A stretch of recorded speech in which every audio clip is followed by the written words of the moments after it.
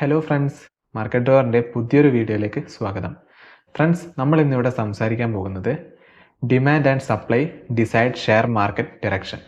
അതായത് ഷെയർ മാർക്കറ്റിൻ്റെ ഡിറക്ഷൻ ഏത് രീതിയിലേക്ക്, അപ്പ് സൈഡ് പോകണോ, ഡൗൺ സൈഡ് പോകണോ, അല്ലെങ്കിൽ അവിടെ തന്നെ ഇങ്ങനെ ചോപ്പി ആയിട്ട് മാർക്കറ്റ് നിൽക്കണോ എന്നൊക്കെ തീരുമാനിക്കുന്നതിൻ്റെ വളരെ ഫണ്ടമെൻ്റൽ ആയിട്ടുള്ള റീസൺ ഡിമാൻഡ് ആൻഡ് സപ്ലൈ ആണ്. ഓക്കെ, നമ്മൾ ഡിമാൻഡ് ആൻഡ് സപ്ലൈനെ പറ്റിയിട്ട് വളരെ ഡീപ്പായിട്ടാണ് നമ്മൾ ഇന്നത്തെ ഈ വീഡിയോയിൽ സംസാരിക്കാൻ പോകുന്നത്. ഇന്ത്യൻ കോണ്ടെക്സ്റ്റ്, ഇന്ത്യയുടെ സന്ദർഭം എടുത്തുകൊണ്ടാണ് നമ്മൾ പല എക്സാമ്പിൾസും പറയുന്നത്. ഓക്കെ, അതുകൊണ്ട് തന്നെ നിങ്ങൾക്ക് ഡിമാൻഡ് ആൻഡ് സപ്ലൈനെ പറ്റിയിട്ട് കൂടുതൽ വളരെ ഡീറ്റെയിൽഡ് ആയിട്ട് അറിയണമെന്നുണ്ടെങ്കിൽ തീർച്ചയായിട്ടും നിങ്ങൾ ഈ വീഡിയോ മുഴുവനായിട്ടും അതുപോലെ തന്നെ ശ്രദ്ധിച്ചും കാണാൻ വേണ്ടിയിട്ട് ശ്രമിക്കുക. ഓക്കെ, അതുപോലെ തന്നെ നിങ്ങൾക്ക് വീഡിയോ ഇഷ്ടമാവുകയാണെങ്കിൽ തീർച്ചയായിട്ടും നമ്മളെ ലൈക്ക് ചെയ്ത് സപ്പോർട്ട് ചെയ്യണമെന്ന് പറയുന്നു. ഓക്കെ, അപ്പം നമുക്ക് ഇവിടെ ഒരു പിക്ടോറിക്കൽ റെപ്രസെൻറ്റേഷൻ നിങ്ങൾക്ക് ഇവിടെ കാണാൻ പറ്റുന്നുണ്ട്.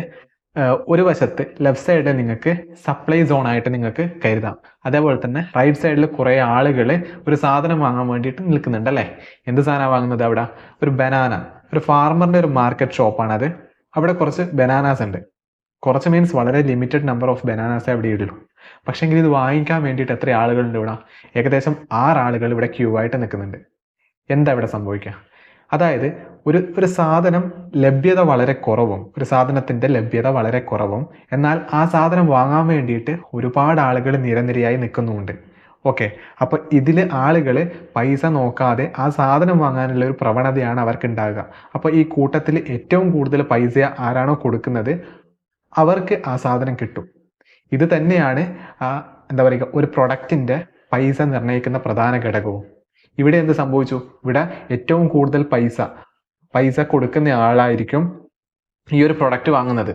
അപ്പോൾ ആ ഒരു സന്ദർഭത്തിൽ ചിന്തിക്കുകയാണെങ്കിൽ ആ പ്രൊഡക്റ്റിൻ്റെ പ്രൈസ് ഈ ഒരു സമയത്ത് വളരെ ഹൈ ആയിരിക്കുമെന്നാണ് ഇവിടെ പറയുന്നത്. നിങ്ങൾക്കിപ്പോൾ ഒരു റിയൽ ലൈഫ് എക്സാമ്പിൾ എടുത്ത് നോക്കിയാൽ നിങ്ങൾക്ക് പൂർണ്ണമായിട്ട് വ്യക്തമാവും ഈ സംഭവം. ഇപ്പോൾ എക്സാമ്പിൾ പറയുകയാണെങ്കിൽ ഇപ്പം സ്വർണത്തിൻ്റെ വില, അല്ലെങ്കിൽ സിൽവർ, അതും അല്ലെങ്കിൽ ഡയമണ്ട്, ഇതിനൊക്കെ എന്തുകൊണ്ടാണ് ഇത്രയും ഹൈ പ്രൈസിൽ ആളുകൾ വാങ്ങുന്നത്? ഇതിൻ്റെ ലഭ്യത വളരെയധികം കുറവായതുകൊണ്ടാണ്. നേരെ മറിച്ചിട്ട് നിങ്ങളിപ്പോൾ ഒരു എക്സാമ്പിൾ എടുക്കുക. ഇപ്പം ഏറ്റവും കൂടുതൽ ലഭ്യതയുള്ള ഉപ്പിൻ്റെ പൈസ, അതായത് നമ്മളിപ്പോൾ ഒരു പാക്കറ്റ് ഉപ്പ് വാങ്ങണമെങ്കിൽ വളരെ ചെറിയ പൈസ കൊടുത്താൽ മതി അല്ലേ. എന്തുകൊണ്ടാണ് ഉപ്പിന് ഇത്രയും വില കുറവും ഈ സാധനത്തിന് ഇത്രയും വില കൂടുതലും? അതായത് ചില ഗുഡ്സ്, ലക്ഷൂറിയസ് ഗുഡ്സ് ആയിട്ടുള്ള സാധനത്തിന് വളരെ വില കൂടുതലും. ഇവിടെ ഉപ്പെന്ന് പറയുന്നത് നമ്മുടെ കടലിൽ അല്ലെങ്കിൽ സലൈൻ നേച്ചറിലുള്ള സംഭവമാണ് അല്ലേ. ഓൾമോസ്റ്റ് നമ്മുടെ ഭൂമി തന്നെ കംപ്ലീറ്റ് ആയിട്ട് കവർ ചെയ്യുന്നത് ഒരു 75% വെള്ളമാണ്. അതിൽ തന്നെ ഭൂരിഭാഗവും സോൾട്ട് വാട്ടറാണ് അല്ലേ. അതുകൊണ്ട് തന്നെ ഉപ്പ് നിർമ്മിക്കുക എന്ന് പറയുന്നത് വളരെ എളുപ്പമായിട്ടുള്ള, ആർക്കും ചെയ്യാൻ പറ്റുന്ന കാര്യമാണ്. സോ ഇവിടെ ഉപ്പിൻ്റെ സപ്ലൈ വളരെയധികം ഉണ്ട്. എന്നാൽ നമ്മൾ നേരെ മറിച്ച് ഈ പറഞ്ഞ ഈ ലക്ഷൂറിയസ് ഓർണമെൻറ്റ്സിൻ്റെ കാര്യത്തിൽ വളരെ ലിമിറ്റഡ് ആയിട്ടുള്ള സപ്ലൈയേ ഉള്ളൂ. അതുകൊണ്ടാണ് ഈ ഓർണമെൻറ്റ്സിൻ്റെ കേസിൽ, അല്ലെങ്കിൽ വളരെ ലക്ഷൂറിയസ് ആയിട്ട് വളരെ ലിമിറ്റഡ് സപ്ലൈ ഉള്ള ഗുഡ്സിന് പൈസ കൂടുതലും അവൈലബിലിറ്റി കൂടുതലുള്ള സാധനത്തിന് പൈസ കുറവുമായിട്ട് നിൽക്കുന്നത്. ഓക്കെ, നമുക്ക് നമ്മുടെ ടോപ്പിക്കിലേക്ക് കിടക്കാം.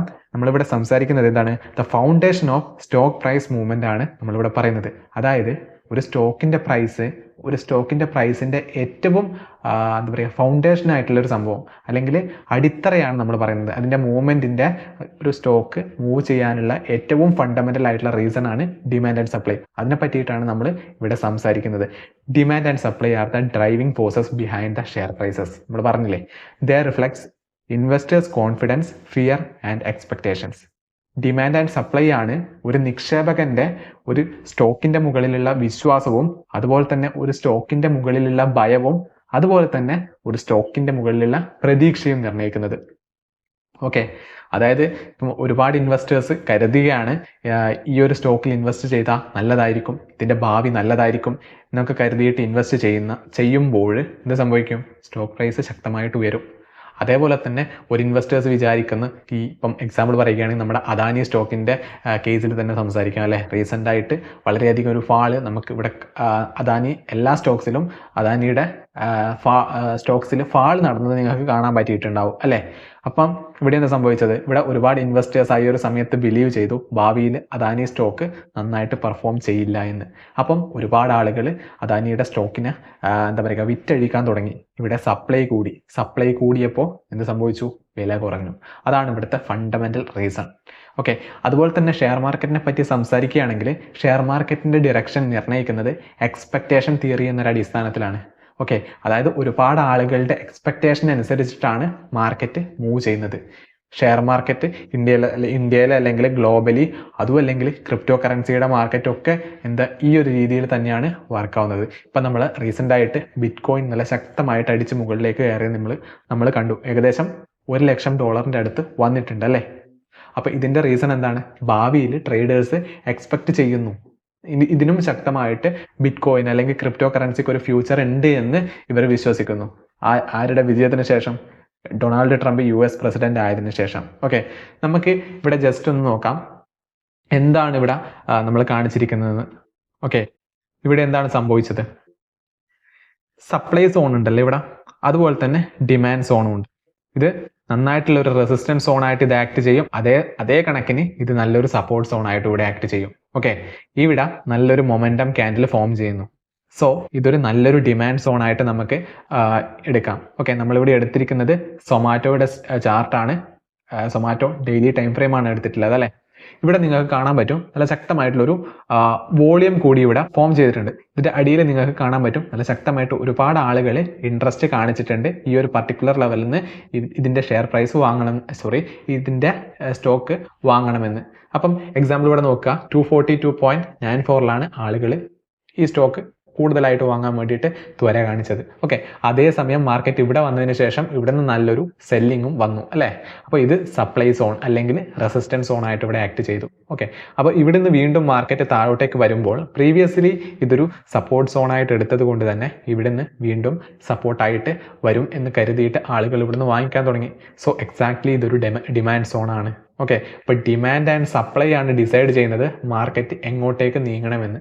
അതിൻ്റെ ഫണ്ടമെന്റൽ കാര്യമാണ് നമ്മൾ ഈ വീഡിയോയിൽ സംസാരിക്കാൻ പോകുന്നത്. ഓക്കെ, വീഡിയോ നിങ്ങൾ സ്കിപ്പ് ചെയ്യാതെ മുഴുവനായിട്ടും കാണുക, എങ്കിലേ നിങ്ങൾക്ക് ഈ കോൺസെപ്റ്റ്സും കാര്യങ്ങളൊക്കെ വളരെ വ്യക്തമായിട്ട് മനസ്സിലാവുകയുള്ളൂ.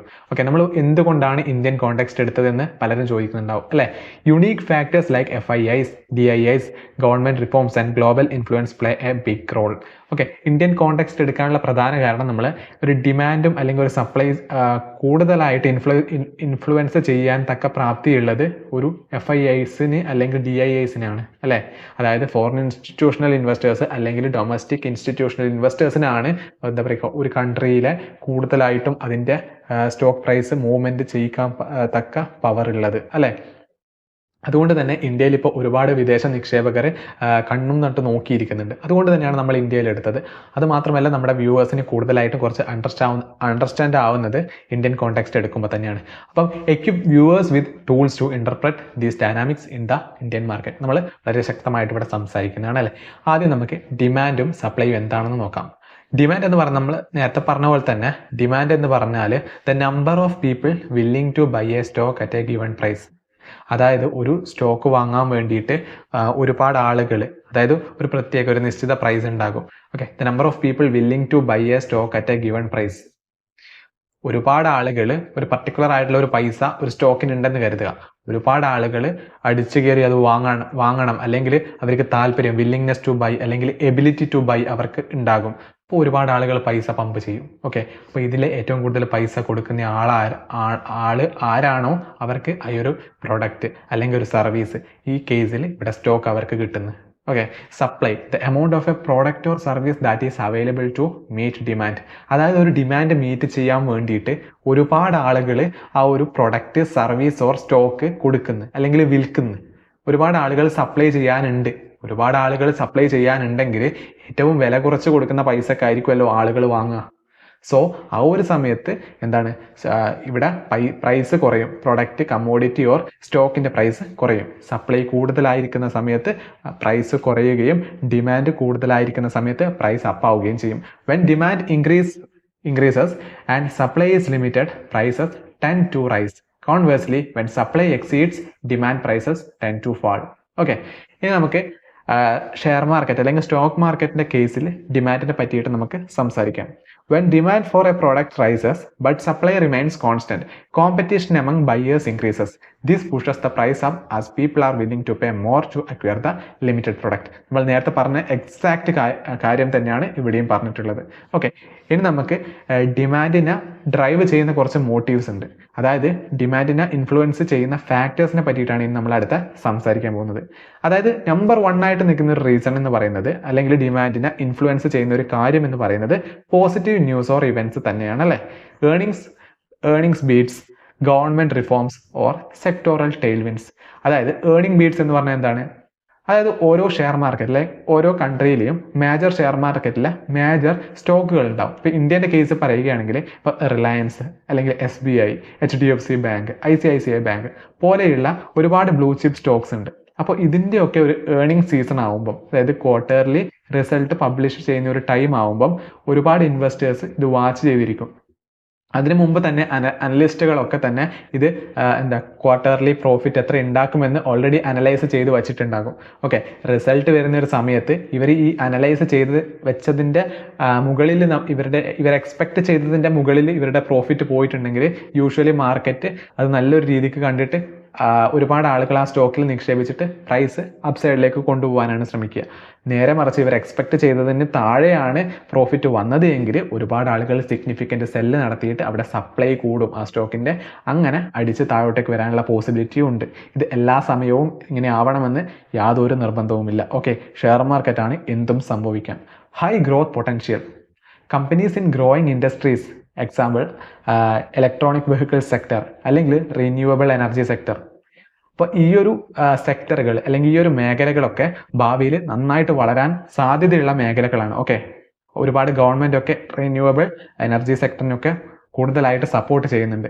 അപ്പോൾ ഈ ഒരു സെക്ടറിലുള്ള കമ്പനീസ് ഒക്കെ കൂടുതലായിട്ടും പ്രോഫിറ്റ് ജനറേറ്റ് ചെയ്യാനുള്ള പോസിബിലിറ്റി ഭാവിയിലുണ്ട് എന്ന് കണ്ടുകൊണ്ട് ഇങ്ങനെയുള്ള സ്റ്റോക്കുകൾക്ക് കൂടുതലായിട്ട് ഡിമാൻഡ് വരും. ഇപ്പം നമ്മൾ എക്സാമ്പിൾ പറയുകയാണെങ്കിൽ അദാനി ഗ്രീൻ എനർജി ഒക്കെ ഇങ്ങനെ ഡിമാൻഡ് വന്നിട്ട് ഒരുപാട് ആളുകൾ ഇതിലേക്ക് ഇൻവെസ്റ്റ് ചെയ്തിട്ട് ശക്തമായിട്ട് ഉയർത്തിക്കൊണ്ടുപോയ സ്റ്റോക്കിൽ ഒരു സ്റ്റോക്കാണ് അദാനി ഗ്രീൻ എനർജി എന്നൊക്കെ പറയുന്നത്, അല്ലെങ്കിൽ അദാനി പവർ. ഓക്കെ, ഇനി ഇൻസ്റ്റിറ്റ്യൂഷണൽ ബൈയിങ് വളരെ ഇമ്പോർട്ടൻ്റ് ആയിട്ടുള്ള ഒരു ഫാക്ടറാണ്. ഇപ്പോൾ ഒരുപാട് വലിയ ഇൻവെസ്റ്റേഴ്സ് ആയ FIIs അല്ലെങ്കിൽ ഡൊമസ്റ്റിക് ഫണ്ട്സ് ഒക്കെ കൂടുതലായിട്ട് സ്റ്റേക്ക് ഒരു കമ്പനിയിൽ നൽകുകയാണെങ്കിൽ ശക്തമായിട്ടും മാർക്കറ്റ് അടിച്ച് മുകളിലോട്ടേക്ക് പോകും. പിന്നെ റീറ്റെയിൽ ഇൻവെസ്റ്ററിൻ്റെ ബിഹേവിയർ ആണ് influenced by social media stock tips and trends.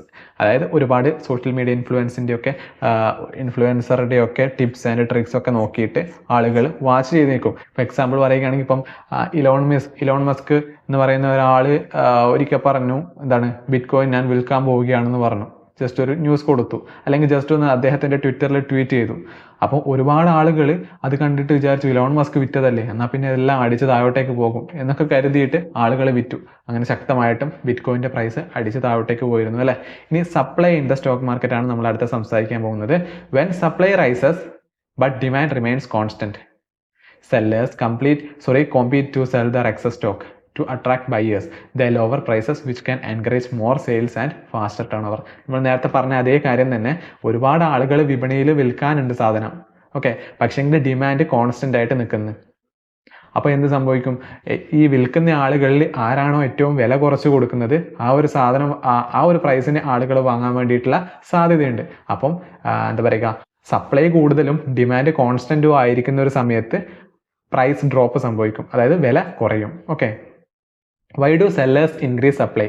അതായത് മാർക്കറ്റിൽ സെല്ല് ചെയ്യുന്ന ആൾ, അല്ലെങ്കിൽ ഷെയർ മാർക്കറ്റിൽ സെല്ല് ചെയ്യുന്ന, ഇപ്പോൾ സ്റ്റോക്ക് വിറ്റഴിക്കുന്ന ആളുകൾ എങ്ങനെയാണ് സപ്ലൈ കൂട്ടുന്നത്? Why do sellers increase supply? ഒന്നാമത്തത് പ്രോഫിറ്റ് ബുക്കിംഗ് ആണ്. ആഫ്റ്റർ സിഗ്നിഫിക്കൻറ്റ് പ്രൈസ് റാലീസ് നിങ്ങൾക്ക് കാണാൻ പറ്റിയിട്ടുണ്ടാകും. ഇപ്പം നമ്മുടെ ഇന്ത്യയുടെ നിഫ്റ്റിയൊക്കെ, അല്ലെങ്കിൽ ബാങ്ക് നിഫ്റ്റിയൊക്കെ ഓൾ ടൈം ഹൈ അടിച്ച് കഴിഞ്ഞാൽ നല്ലൊരു ശക്തമായിട്ടൊരു ഫാൾ നിങ്ങൾക്ക് കാണാൻ പറ്റും. അതായത് താഴേന്ന് ഒരുപാട് ആളുകൾ വാങ്ങിച്ചിട്ടുണ്ടാകും ലോവർ പ്രൈസിന്. അപ്പോൾ അത് മുകളിൽ അടിച്ചു കയറി എത്തിക്കഴിയുമ്പോൾ അവരുടെ പ്രോഫിറ്റ് ബുക്ക് ചെയ്യണ്ടേ, അപ്പോൾ ഒരുപാട് ആളുകൾ സ്റ്റോക്ക് വിൽക്കും. ഓക്കെ, അവരുടെ ലാഭം ബുക്ക് ചെയ്യുമ്പോൾ ഒരുപാട് ആളുകൾ സ്റ്റോക്ക് വിൽക്കും. അപ്പോൾ എന്ത് സംഭവിക്കും? മാർക്കറ്റിൽ ഒരുപാട് സപ്ലൈ ഉണ്ടാകും, വാങ്ങാൻ ആളുകൾ കുറയും, അപ്പം പ്രൈസ് സിഗ്നിഫിക്കൻറ്റ് ഡ്രോപ്പ് സംഭവിക്കും. ഓക്കെ, പിന്നെ എന്താണ് company actions? Rights issue, IPO or share dilution, increase supply. എന്താണ് പറയുന്നത്? Rights issue.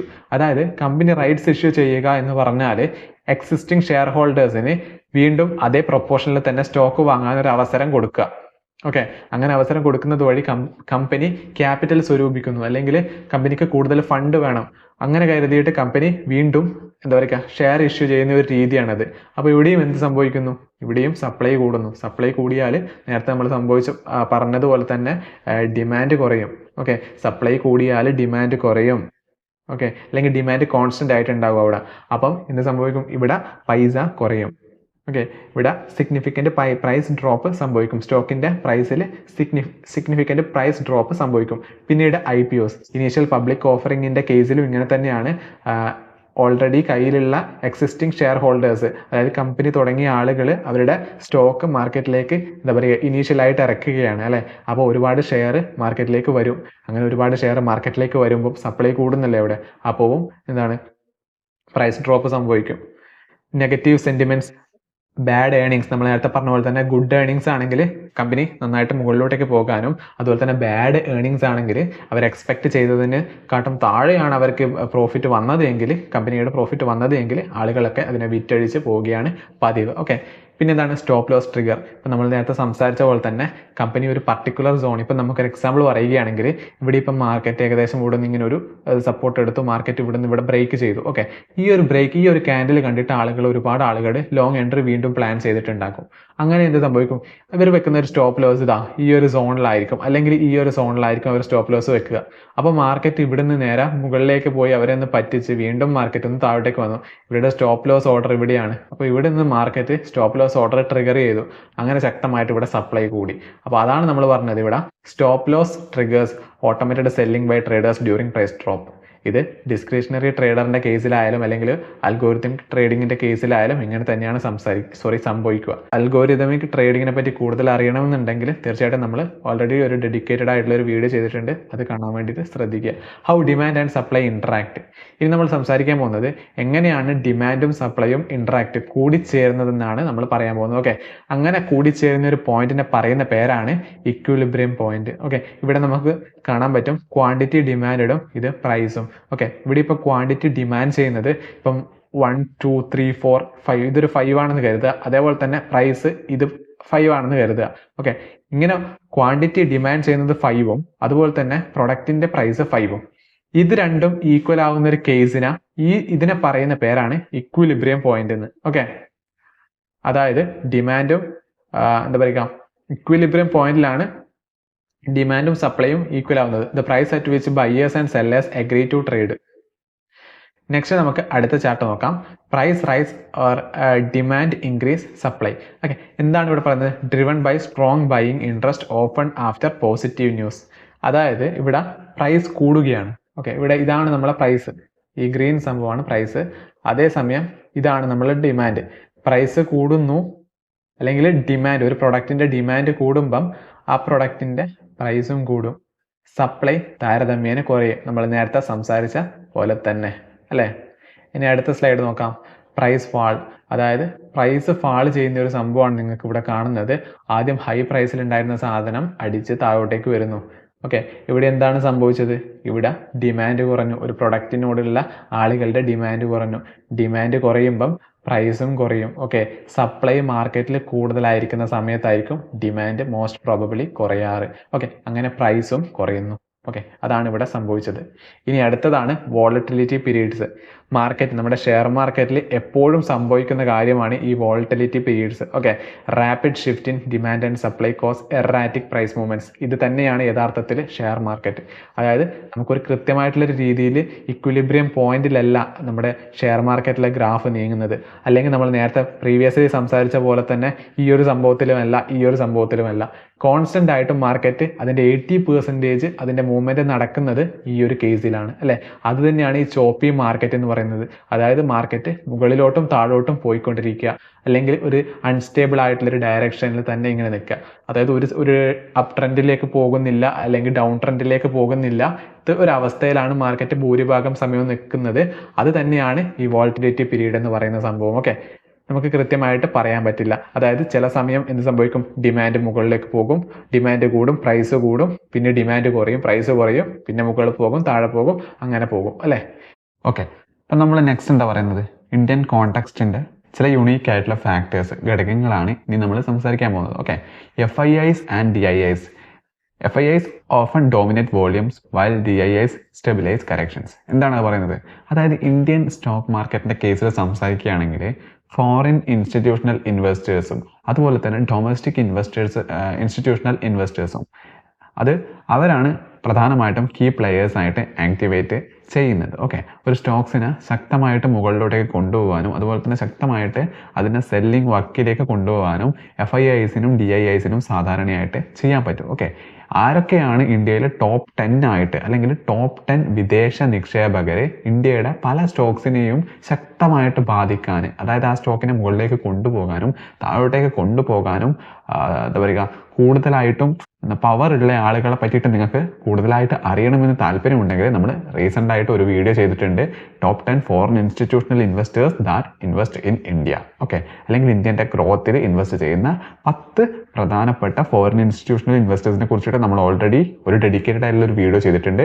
തീർച്ചയായിട്ടും നിങ്ങളത് കാണാൻ വേണ്ടിയിട്ട് ശ്രമിക്കുക. നമ്മൾ ഐ ബട്ടണിൽ അതുപോലെ തന്നെ ഡിസ്ക്രിപ്ഷനിലും ലിങ്ക് കൊടുക്കുന്നുണ്ട്. ഓക്കെ, എന്താണ് ഇവിടെ സംഭവിക്കുക, when FIIs invest heavily demand for stock increases pushing price up. DIIs like mutual funds help stabilise by buying during corrections.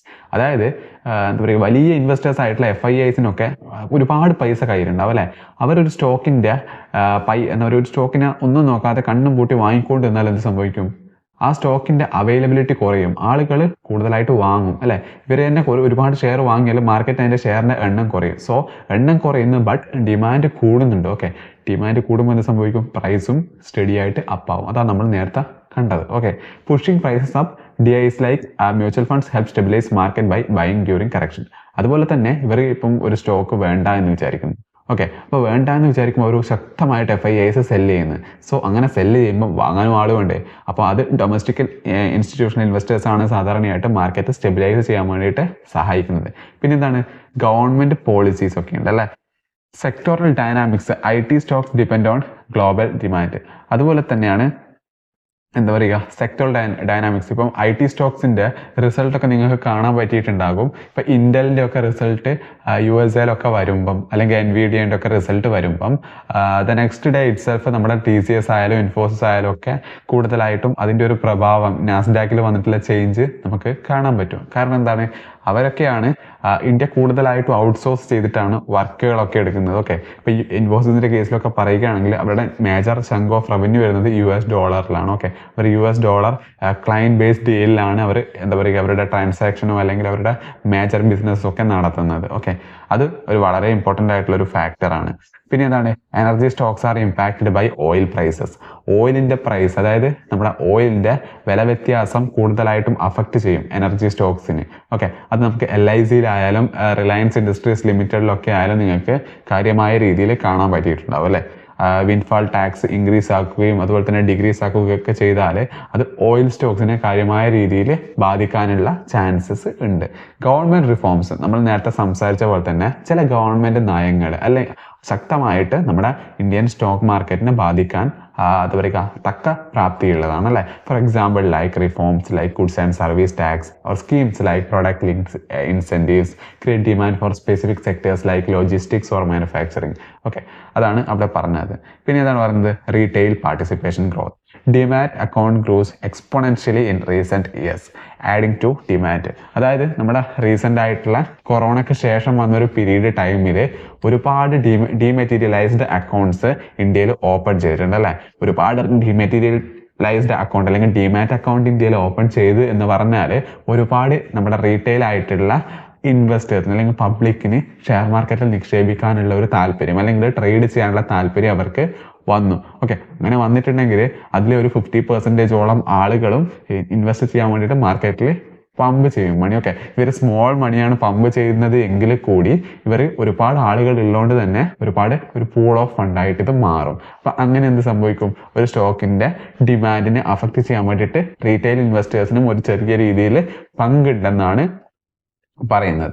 അടുത്ത എന്താ പറയുന്നത്, അടുത്ത സ്ലൈഡ് നോക്കാം. Case study bull run off 2020. നിങ്ങൾക്ക് എല്ലാവർക്കും അറിയാം, കൊറോണയുടെ ഒരു ടൈം പീരീഡിലുള്ള ഒരു കേസ് സ്റ്റഡിയാണ് നമ്മളിവിടെ പറയുന്നത്. Demand factors, FIIs inflows due to global liquidity. അതായത് നമ്മളിപ്പം കൊറോണയുടെ ഒരു പീരീഡിൽ മാർക്കറ്റൊക്കെ ഫുൾ എന്താ പറയുക ടച്ച് ചെയ്ത് ബോട്ടം ലൈന് ടച്ച് ചെയ്ത് കഴിഞ്ഞിട്ട് പിന്നീട് അതിൻ്റെ ഒരു കൊറോണയുടെ മെഡിസിനും മറ്റു കാര്യങ്ങളും പല കാര്യങ്ങളും വന്നതിന് ശേഷം എന്ത് സംഭവിച്ചു? മാർക്കറ്റ് ശക്തമായിട്ടുള്ളൊരു എന്താ പറയുക കറക്ഷനെ മാറി നിന്ന്, അതായത് ശക്തമായിട്ടുള്ളൊരു ബുൾ റണ്ണ് അവിടെ സ്റ്റാർട്ട് ആയിട്ടുണ്ട് അല്ലേ. ആ ബുൾ റണ്ണ് നിങ്ങൾക്ക് ഇപ്പോഴും നോക്കിയാൽ മനസ്സിലാവും, ഇപ്പോഴും ആയിട്ടും ആ ബുൾ റണ്ണ് അവസാനിച്ചിട്ടില്ല. By 2023 global uncertainties like rising interest rate and inflation reduced FIIs inflows which lowered demand for Indian stocks. Okay, നമ്മൾ ആദ്യം സംസാരിക്കുന്നത് എന്താണ്? നമ്മൾ 2023 ഒരു കേസ് പറയുന്നുണ്ട്. അതുപോലെ തന്നെ നമുക്ക് 2020 കേസും സംസാരിക്കാം അല്ലെ. 2020 കേസ് എന്താണ് പറയുന്നത്? Demand factors, FIIs inflows due to global liquidity, retail participation surge post pandemic, supply factors, limited IPOs and lower seller activity, DIIs holding position for long term gains. അതായത് FIIസിന്റെ inflows due to global liquidity, നമ്മുടെ കൊറോണയുടെ ശേഷം കഴിഞ്ഞിട്ടുള്ള ഒരു പീരീഡിൽ എല്ലാ മാർക്കറ്റും ഉയരാൻ തുടങ്ങിയപ്പോൾ നമ്മുടെ മാർക്കറ്റും ശക്തമായിട്ട് ഉയർന്നു. കാരണം ഡിമാൻഡ് ഫോർ സ്റ്റോക്സ് ഇൻക്രീസ് ആയി അല്ലെ. ആദ്യം എന്ത് സംഭവിച്ചു? കൊറോണയുടെ സമയത്ത് ആർക്കും സ്റ്റോക്ക് വേണ്ട, എല്ലാവരും മാർക്കറ്റിൽ വിറ്റഴിക്കുമ്പം സപ്ലൈ കൂടി, ഡിമാൻഡ് കുറഞ്ഞു. സപ്ലൈ കൂടുമ്പോൾ എന്ത് സംഭവിക്കും? പ്രൈസിനും ശക്തമായിട്ടുള്ളൊരു ഡിപ്ലീഷൻ സംഭവിക്കും അല്ലെ. പിന്നെ റീറ്റെയിൽ പാർട്ടിസിപ്പേഷൻ സർജായി, നമ്മൾ നേരത്തെ പറഞ്ഞ പോലെ തന്നെ പോസ്റ്റ് പാൻഡമിക്കിന്റെ കേസ്. അതുപോലെ തന്നെ സപ്ലൈ ഫാക്ടേഴ്സിന്റെ കേസ് പറയുകയാണെങ്കിൽ limited IPOs and low seller activity, initial public offering പോലെയുള്ള സംഭവമൊക്കെ എന്ത് സംഭവിച്ചു? അവിടെ കുറഞ്ഞു. കാരണം എന്താണ്? ഒരുപാട് കമ്പനീസ് IPOക്ക് വേണ്ടിയിട്ട് ഡേറ്റ് ഒക്കെ എടുത്തു വെച്ചത് ഈ കൊറോണയുടെ പീരീഡിലായിരുന്നു. ബട്ട് കൊറോണയുടെ സംഭവം വന്നപ്പോൾ മാർക്കറ്റിന്റെ സെന്റിമെന്റ് തന്നെ എന്താ പറയുക സ്റ്റോക്ക് വാങ്ങാൻ വേണ്ടിയിട്ടുള്ള ഒരു സെന്റിമെന്റ് ആയിരുന്നില്ല. സോ അങ്ങനെ ആയൊരു സമയത്ത് ഇവർ IPOയിലേക്ക് ഇറങ്ങിയിട്ടുണ്ടെങ്കിൽ ഇവർക്ക് ഒരുപാട് നഷ്ടം വരും. കാരണം ഇവർക്ക് വിചാരിച്ച പോലെ വിചാരിച്ച ക്യാഷ് ഇവർക്ക് IPO വഴി സമാഹരിക്കാൻ പറ്റിക്കൊള്ളണമെന്നില്ല. തീർച്ചയായിട്ടും പറ്റില്ല എന്ന് തന്നെ നമുക്ക് പറയാം. ഓക്കെ, അപ്പോൾ ഈ അണ്ടർ റൈറ്റേഴ്സിനൊക്കെ വലിയ നഷ്ടം വരുന്നത് കൊണ്ട് തന്നെ അണ്ടർ റൈറ്റേഴ്സ് ആയിട്ടുള്ള ആളുകളൊന്നും തന്നെ ഈ ഒരു ഇനീഷ്യേറ്റ് നടത്താതിരിക്കും അല്ലെ. അവർ ആ ഒരു സമയം IPO മാറ്റി വെക്കും അല്ലെ. അതിനെ ഷെൽഫ് രജിസ്ട്രേഷൻ എന്നൊക്കെ പറയാറുണ്ട്. DIIs holding position for long term gains അല്ലെ. DIIs അതുപോലെ തന്നെ നമ്മുടെ പിന്നെ ഡൊമസ്റ്റിക് ഇൻസ്റ്റിറ്റ്യൂഷണൽ ഇൻവെസ്റ്റേഴ്സ് കൂടിയിട്ട് അതുപോലെ വിറ്റിട്ടുണ്ടെങ്കിൽ മാർക്കറ്റ് നല്ല ശക്തമായിട്ട് വീണ്ടും താഴോട്ടേക്ക് പോയേനെ. ബട്ട് DIIs ഹോൾഡിംഗ് പൊസിഷൻ, അവരുടെ പൊസിഷൻ ഹോൾഡ് ചെയ്യാൻ വേണ്ടിയിട്ടുള്ളൊരു സെന്റിമെന്റ് അവിടെ കാണിച്ചു എന്നാണ് പറയുന്നത്. അതേസമയം നമുക്ക് മാർക്കറ്റിൽ 2023 നടന്ന ഒരു കറക്ഷനെ പറ്റിയിട്ട് സംസാരിക്കാം. ആ ഒരു സമയത്ത് പല അൺസർട്ടനിറ്റീസും അല്ലെങ്കിൽ അനിശ്ചിതത്വങ്ങളും വന്നിരുന്നു അല്ലെ. റൈസിങ് ഇൻട്രസ്റ്റ് റേറ്റ്സ്, അതായത് പല ബാങ്കുകളും ഇൻട്രസ്റ്റ് റേറ്റ് കൂട്ടാൻ വേണ്ടിയിട്ട് നിന്നു. അതേപോലെ തന്നെ പണപ്പെരുപ്പം, അതായത് rising interest rates and inflation reduced FIIs inflows, അതായത് ഇൻട്രസ്റ്റ് റേറ്റ് പല രീതിക്കും ഹൈക്ക് ചെയ്യാൻ വേണ്ടിയിട്ട് തുടങ്ങി. എക്സാമ്പിൾ പറയുകയാണെങ്കിൽ ഫെഡിന്റെ ഇൻട്രസ്റ്റ് റേറ്റ് ഒക്കെ കൂട്ടുകയും കുറയ്ക്കുകയൊക്കെ ചെയ്താൽ അത് ശക്തമായിട്ടും ഇന്ത്യൻ മാർക്കറ്റിനെ ബാധിക്കാറുണ്ട്. അപ്പോൾ എന്ത് സംഭവിച്ചു? അമേരിക്കയിലൊക്കെ ഇൻട്രസ്റ്റ് റേറ്റ് കൂട്ടുന്ന ഒരു ടൈം പീരീഡിൽ FIIസിന്റെ ഇൻഫ്ലോസ് കുറഞ്ഞു. കാരണം അവർ മാർക്കറ്റിൽ നിന്ന് മാർക്കറ്റ് ഇന്ത്യൻ മാർക്കറ്റിലേക്ക് നിക്ഷേപിക്കുന്നതും ജസ്റ്റ് പോസായി. അതേസമയം തന്നെ അവിടുന്ന് കുറച്ച് പണം പിൻവലിച്ചുകൊണ്ട് അവരുടേതായിട്ടുള്ള ബാങ്കിൽ തന്നെ, അവരുടെ US ബാങ്കിൽ തന്നെ നിക്ഷേപിക്കാൻ വേണ്ടിയിട്ട് തുടങ്ങി. അല്ലെങ്കിൽ ഇൻട്രസ്റ്റ് റേറ്റ് കൂട്ടിയ ഏരിയാസിൽ ഫിക്സ്ഡ് ഇൻകം സെക്യൂരിറ്റീസിൽ നിക്ഷേപിക്കാൻ വേണ്ടിയിട്ട് തുടങ്ങി. ഫിക്സ്ഡ് ഇൻകം സെക്യൂരിറ്റീസ് എന്ന് പറഞ്ഞാൽ ഒരു നിശ്ചിത കാലയളവിൽ അവർ പറയുന്ന റിട്ടേൺ ഇവർക്ക് കൊടുത്തിരിക്കും. അതായത് ഇപ്പം ഗ്ലോബൽ മാർക്കറ്റിന്റെ ഫ്ലക്ച്വേഷൻസ് അല്ലെങ്കിൽ ഷെയർ മാർക്കറ്റിന്റെ മാർക്കറ്റ് റിസ്ക് പറയുന്ന കാര്യങ്ങളൊന്നും തന്നെ അവർക്ക് ഉണ്ടാവില്ല അല്ലെ. Which lower demand for Indian stock, നമ്മൾ നേരത്തെ പറഞ്ഞ പോലെ തന്നെ. ഓക്കെ, പിന്നെ എന്താണ് ലോവർ FIIs ഇൻഫ്ലോ നമ്മൾ പറഞ്ഞു. Supply increases profit booking in over heated sectors like tech, അതായത് ആ ഒരു സമയത്ത് തന്നെ ടെക്കിന്റെ പല സ്റ്റോക്കുകളും നല്ല ഹൈ അടിച്ച് പോയിരുന്നു അല്ലെ. നല്ല ഹൈ ഒരു ലെവലിൽ എത്തിക്കഴിയുമ്പോൾ തന്നെ ഇവർ പ്രോഫിറ്റ് ബുക്ക് ചെയ്യാൻ വേണ്ടിയിട്ട് ആരംഭിച്ച്. ഓവർ ഹീറ്റഡ് സെക്ടേഴ്സ് ലൈക്ക് ടെക്നോളജിയാണ് കൂടുതലായിട്ടും നല്ല ശക്തമായിട്ട് അപ്സൈഡിലേക്ക് പോയത് അല്ലെ. ദിസ് ഇംപാരൻസ് ബിറ്റ്വീൻ, അല്ലെങ്കിൽ rising interest rate in safer asset like bonds, നമ്മൾ നേരത്തെ പറഞ്ഞ പോലെ തന്നെ ഫിക്സ്ഡ് ഇൻകം സെക്യൂരിറ്റീസിൽ ഒരുപാട് ആളുകൾ ഇൻവെസ്റ്റ് ചെയ്യുന്ന സംഭവമാണ് ബോൺസ് എന്ന് പറയുന്നത് അല്ലെ. ബോൺസ് എന്ന് പറയുന്നത് ഗവൺമെന്റും ഇഷ്യൂ ചെയ്യും, അതുപോലെ തന്നെ കോർപ്പറേറ്റ്സും ഇഷ്യൂ ചെയ്യും അല്ലെ. കോർപ്പറേറ്റ്സ് ഒക്കെ ഇഷ്യൂ ചെയ്യുമ്പം സ്വാഭാവികമായിട്ടും ഗവൺമെന്റ് ഇൻട്രസ്റ്റ് റേറ്റിനെക്കാട്ടും കൂടുതലാണ് കൊടുക്കുക. ബട്ട് കുറച്ച് റിസ്ക് ഉണ്ടാകും. ബട്ട് ഗവൺമെന്റ് ഇഷ്യൂ ചെയ്യുന്ന ബോണ്ട് ആണെങ്കിൽ എന്താ പറയുക, ഗവൺമെന്റ് ബാക്കപ്പ് ആണ്. സോ അവിടെ റിസ്ക് വരാനുള്ള പോസിബിലിറ്റി വളരെ ലോ ആണ്. സോ ഗവൺമെന്റ് തന്നെ ഇൻട്രസ്റ്റ് റേറ്റ് കൂട്ടുകയാണെങ്കിൽ ആൾക്കാർക്കൊക്കെ ഒരു മതിപ്പുണ്ടാകും. സോ നമ്മൾ എന്തിനാണ് ഇവിടെ റിസ്ക് എടുത്തിട്ട് ഇത്ര നമ്മുടെ പണം നിക്ഷേപിച്ചിട്ട് പൈസ എന്താ പറയുക ഒരു റിസ്ക് ലെവലിൽ കൊണ്ടുപോകുന്നത്? ഇവിടെ ഗവൺമെന്റ് ഓൾറെഡി നമുക്ക് ബോൺസിനൊക്കെ ഇൻട്രസ്റ്റ് റേറ്റ് കൂട്ടി തന്നല്ലോ, നമുക്ക് ഇവിടെ നിക്ഷേപിച്ചാൽ പോരെ എന്നുള്ള ഒരു മനോഭാവം പല ഇൻവെസ്റ്റേഴ്സിനും പല ഹൈ നെറ്റ് വർത്തി ഇൻവെസ്റ്റേഴ്സിനും ഉണ്ടാവും. സോ അവർ മാർക്കറ്റിൽ നിന്ന് പൈസ പിൻവലിച്ചിട്ട് അവിടെയൊക്കെ നിക്ഷേപിക്കാൻ വേണ്ടിയിട്ട് തുടങ്ങും. This imbalance between demand and supply caused the market to fall, especially in overheated sectors like technology. നമ്മൾ നേരത്തെ പറഞ്ഞ ആ ടെക്നോളജിയുടെ കേസൊക്കെ. ഇനി കുറച്ച് ടൂൾസ് ആണ് നമ്മൾ പറയുന്നത്. ഡിമാൻഡ് ആൻഡ് സപ്ലൈനെ കണ്ടുപിടിക്കാനൊക്കെയുള്ള പല ടൂൾസും നമുക്ക് ഇപ്പം മാർക്കറ്റിൽ അല്ലെങ്കിൽ ട്രേഡിംഗ് വ്യൂവിൽ അവൈലബിൾ ആയിട്ട് ഉണ്ട് അല്ലെ. അതിൽ ഒന്നാമത്തെ നമുക്ക് പറയാൻ പറ്റുന്നത് വോളിയം അനാലിസിസ് തന്നെയാണ് അല്ലെ. High volume indicates strong demand or supply. അതായത് നമുക്കിപ്പം ചാർട്ടിൽ നമുക്ക് നോക്കിയാൽ കാണാൻ പറ്റും. നമ്മൾ നേരത്തെ വീഡിയോ തുടങ്ങുന്ന ആ ഒരു സമയത്ത് തന്നെ നമ്മൾ ഏകദേശം പറഞ്ഞതാണ് അല്ലെ. ചാർട്ടിന്റെ താഴെ ശക്തമായിട്ടുള്ള ഒരു ഗ്രീനും റെഡും ഒക്കെ നിങ്ങൾ കണ്ടതാണ്. അതാണ് ഏറ്റവും ബേസിക് ആയിട്ട് പറഞ്ഞാൽ നിങ്ങൾക്ക് വോളിയം അനാലിസിസ് നിങ്ങൾക്ക് ഇവിടെ മനസ്സിലാക്കാൻ പറ്റുന്നത്. High trading volume often indicates strong demand or supply. അതായത് ഒരുപാട് വോളിയം അവിടെ ഉണ്ടെങ്കിൽ മിക്കപ്പോഴും അത് എന്താ പറയുക നമ്മളെ സൂചിപ്പിച്ച് തരുന്നത് എന്താണ്? ഹൈ ഡിമാൻഡ്, നല്ല ശക്തമായിട്ടുള്ളൊരു ഡിമാൻഡ് ആണ്. അല്ലെങ്കിൽ നമുക്ക് അവിടെ സപ്ലൈ ഇതാണ് കൂടുതലെങ്കിൽ ഹൈ ഡിമാൻഡ് ആയിട്ടുള്ളൊരു സപ്ലൈ ആയിട്ടാണ് കാണിച്ചു തരുന്നത് അല്ലെ. For example, if A stock rises with high volume demand is strong. അതായത് ഒരു സ്റ്റോക്കിന്റെ പ്രൈസ് ചെറുതായിട്ട് ഇപ്പം എന്താ പറയുക അപ്പായിക്കൊണ്ടിരിക്കുകയാണ് അല്ലെങ്കിൽ നല്ല ശക്തമായിട്ട് അപ്പായിക്കൊണ്ടിരിക്കുകയാണ് അല്ലെ. അതേസമയം തന്നെ അതിന്റെ വോളിയം ശക്തമായിട്ടുണ്ട് എങ്കിൽ എന്താ സംഭവിക്കും? ഇവിടെ ഡിമാൻഡ് വളരെ സ്ട്രോങ് ആണെന്നാണ് പറയുന്നത് അല്ലെ. നെക്സ്റ്റ് നമുക്കൊരു ടെക്നിക്കൽ ഇൻഡിക്കേറ്റേഴ്സ് വഴി നമുക്ക് ശക്തമായിട്ടും ഡിമാൻഡ് ആൻഡ് സപ്ലൈ സോൺ കണ്ടുപിടിക്കാൻ പറ്റും. സപ്പോർട്ടും അതുപോലെ തന്നെ റെസിസ്റ്റൻസ് ലെവലും ഉണ്ട് അല്ലെ.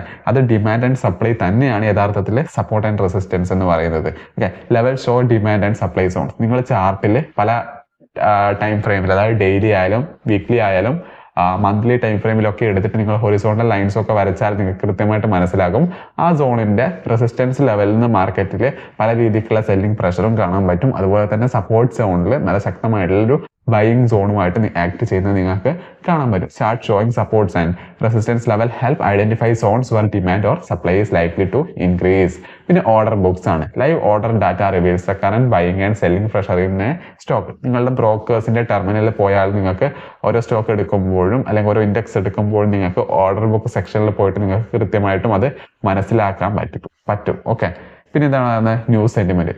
ന്യൂസ് സെന്റിമെന്റ് എന്നൊക്കെ പറയുന്നത് വളരെ ഇമ്പോർട്ടൻ്റ് ആയിട്ടുള്ള ഫാക്ടറാണ്. ഷെയർ മാർക്കറ്റിന്റെ മൂവ്മെന്റ് നിർണ്ണയിക്കുന്ന ഏറ്റവും പ്രധാനപ്പെട്ട കാര്യം സെന്റിമെന്റ് തന്നെയാണ് അല്ലെ. മാർക്കറ്റിലുള്ള സെന്റിമെന്റ് തന്നെയാണ്. Positive or negative sentiment significantly influences demand. ഇപ്പൊ ഇന്ത്യയുടെ കേസൊക്കെ പറയുകയാണെങ്കിൽ ഇന്ത്യക്ക് ഒരുപാട് പോസിറ്റിവിറ്റി ഉണ്ട് അല്ലെ. യങ് പോപ്പുലേഷൻ ആണ്, അതുപോലെ തന്നെ സ്ട്രോങ് ഓൺ ഗോയിങ് ഗവൺമെന്റ് ആണ് അല്ലെ. ഇതൊക്കെ ഒരുപാട് എന്താ പറയുക, ഇവിടെ പൊളിറ്റിക്കൽ ഇൻസ്റ്റബിലിറ്റി ഉണ്ടാവുന്നില്ല. അങ്ങനെ പല ഗുണങ്ങളും ഇന്ത്യയിൽ നിക്ഷേപിക്കുന്ന ആളുകൾക്ക് കിട്ടുന്നുണ്ട് അല്ലെ. സോ അതൊക്കെ ഒരു ഫാക്ടറാണ്. FIIs ഒക്കെ ഒരുപാട് മണി മാർക്കറ്റിൽ പമ്പ് ചെയ്യാനുള്ളതിന്റെ പ്രധാന കാരണം. ഇപ്പം നമുക്ക് റിയൽ ലൈഫ് എക്സാമ്പിൾ നമ്മൾ ഡിമാൻഡും അല്ലെങ്കിൽ സപ്ലൈ ഡൈനാമിക്സുകളൊക്കെ പറയുകയാണെങ്കിൽ നിങ്ങൾക്ക് കാണാൻ പറ്റും റിലയൻസ് ഇൻഡസ്ട്രീസിന് ഒരുപാട് ഹൈ ഡിമാൻഡ് ഉണ്ടായിരുന്നു in Jio and retail business draw price rallies അല്ലെ. അതായത് ജിയോ ഒക്കെ ഒരു ഇംപ്ലിമെന്റ് ചെയ്യുന്ന ഒരു ടൈം പീരീഡിൽ അല്ലെങ്കിൽ ജിയോയുടെ പ്രോഫിറ്റ് ഒക്കെ കൂടി വരുന്നുണ്ട് എന്ന് കാണുമ്പോൾ തന്നെ ഒരുപാട് ആളുകൾ റിലയൻസ് ഇൻഡസ്ട്രീസിന് കൂടുതലായിട്ടും വാങ്ങിക്കാൻ വേണ്ടിയിട്ട് തുടങ്ങിയിട്ടുണ്ടായിരുന്നു അല്ലെ. Strong demand for Reliance shares came from the success of Jio platform and retail expansion. This demand outpaced supply driving price up. Okay, അപ്പം മാർക്കറ്റിൽ റിലയൻസിന്റെ സപ്ലൈ കുറഞ്ഞു, ഒരുപാട് ആളുകൾ ഡിമാൻഡ് ചെയ്യുന്നത് കൂടി, മാർക്കറ്റിലെ റിലയൻസിന്റെ ലാസ്റ്റ് ട്രേഡഡ് പ്രൈസ് ശക്തമായിട്ട് ഉയരാൻ വേണ്ടിയിട്ട് തുടങ്ങി അല്ലെ. നമുക്ക് രണ്ടാമത്തെ കേസ് നോക്കാം. Paytm supply high demand low. പേടിഎമ്മിന്റെ ഒരു കേസ് നിങ്ങൾക്ക് അറിയാൻ പറ്റും അല്ലെ. Overvalued listing and poor results led to massive selling price. അതായത് ലിസ്റ്റ് ചെയ്യുമ്പോൾ തന്നെ IPO വഴി ലിസ്റ്റ് ചെയ്യുമ്പോൾ തന്നെ ഹൈ പ്രൈസിൽ ലിസ്റ്റ് ആയിട്ട് എന്താ പറയുക മാർക്കറ്റിൽ ഒരുപാട് ആളുകൾ അതിനെ സെല്ല് ചെയ്തല്ലേ. In this case IPO was over valued, so demand was low while supply was high. The stock price fell sharply after listing. നിങ്ങൾക്ക് തന്നെ അറിയാൻ പറ്റും പേടിഎം പല തവണ അതിന്റെ എന്താ പറയുക 50% കറക്ഷനിലൊക്കെ പോയിട്ടുണ്ടായിരുന്നു അല്ലെ. അടുത്ത് എന്താണ് ടാറ്റ മോട്ടോഴ്സ് EV പുഷ്, അതായത് demand surge as electronic vehicle became the future growth driver. അപ്പം ഇന്ത്യയുടെ കേസ് പറയുകയാണെങ്കിൽ എന്താ പറയുക ഇലക്ട്രിക് വെഹിക്കിൾ എന്നൊരു ആശയം തന്നെ ഇന്ത്യയിൽ ശക്തമായിട്ട് കൊണ്ടുവന്നത് ടാറ്റ മോട്ടോഴ്സ് ആണ് അല്ലെ. ഈ ഒരു ആന്റിസിപ്പേഷന്റെ കേസിൽ തന്നെ ഒരുപാട് ആളുകൾ ടാറ്റ മോട്ടോഴ്സിന്റെ സ്റ്റോക്കിൽ ഇൻവെസ്റ്റ് ചെയ്തു. കൊറോണയുടെ സമയത്തൊക്കെ 60 രൂപ ഉണ്ടായിരുന്ന ഒരു സ്റ്റോക്കിന്റെ പ്രൈസ് 1000+ ഇപ്പം നമുക്ക് റീസെന്റ് പോയത് കാണാൻ പറ്റിയിട്ടുണ്ടാവും അല്ലെ. അതാണ് മറ്റൊരു പ്രധാനപ്പെട്ട ഒരു ഡിമാൻഡിനെ അഫക്ട് ചെയ്യുന്ന പല ഫാക്ടേഴ്സും അല്ലെങ്കിൽ റിയൽ ലൈഫ് എക്സാമ്പിൾസും നമ്മൾ സംസാരിച്ചത് അല്ലെ. ടാറ്റ മോട്ടോഴ്സിന്റെ പ്രൈസ് ചാർട്ട് നിങ്ങൾക്ക് നോക്കിയാൽ മനസ്സിലാകും. ജനുവരി 2024 പോലും അത് എന്താണ് സംഭവിച്ചത്, അത് 800 രൂപ ഉണ്ടായിരുന്നു ആ സ്റ്റോക്ക്. അത് ഇപ്പം ശക്തമായിട്ടും 1000 റേഞ്ച് 1040 റേഞ്ചൊക്കെ പോയിട്ടുണ്ട്. ഓക്കെ, അടുത്ത സൈഡിൽ എന്താ പറയുന്നത്, ബ്രോഡർ ലെസൺ ഫോർ ഇൻവെസ്റ്റേഴ്സ്. നിങ്ങൾക്ക് അറിഞ്ഞിരിക്കേണ്ട കുറച്ച് ശക്തമായിട്ടുള്ള കുറച്ച് കാര്യങ്ങളാണ് നമ്മൾ സംസാരിക്കാൻ പോകുന്നത്. അതിൽ വളരെ ഇമ്പോർട്ടൻ്റ് ആണ് understand market cycle. Bull and bear phases are driven by demand and supply imbalances. അതായത് നമ്മൾ സംസാരിച്ച പോലെ തന്നെ ബുൾ മാർക്കറ്റ് ആയാലും അല്ലെങ്കിൽ ബിയർ മാർക്കറ്റും കൂടുതലായിട്ടും എന്താ പറയുക driven by demand and supply imbalance തന്നെയാണ് അല്ലെ. Stock prices are always influenced by demand and supply imbalance. Learn to recognise this trend early. അതായത് ഈ ഒരു ട്രെൻഡ് നിങ്ങൾക്ക് നേരത്തെ മനസ്സിലാക്കാൻ പറ്റിയിട്ടുണ്ടെങ്കിൽ നല്ലൊരു റിട്ടേൺസ് നിങ്ങൾക്ക് മാർക്കറ്റിൽ നിന്ന് ജനറേറ്റ് ചെയ്യാൻ വേണ്ടിയിട്ട് പറ്റും.